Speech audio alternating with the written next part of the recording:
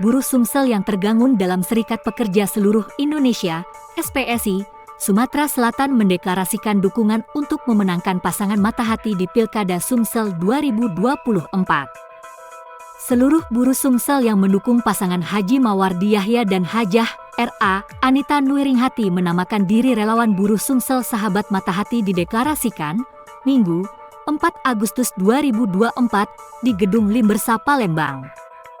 Pernyataan buruh Sumsel yang tergabung dalam SPSI itu, kata Panglima Matahati Syahrial Usman usai silaturahmi dan pernyataan sikap SPSI Sumsel, menjadikan 121 relawan yang bersatu dan mendukung Matahati.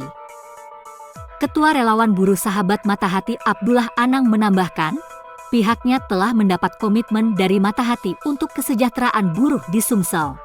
Potensi buruh cukup besar, sehingga apa yang menjadi program Matahati akan didukung dan sampaikan ke seluruh buruh di Sumsel.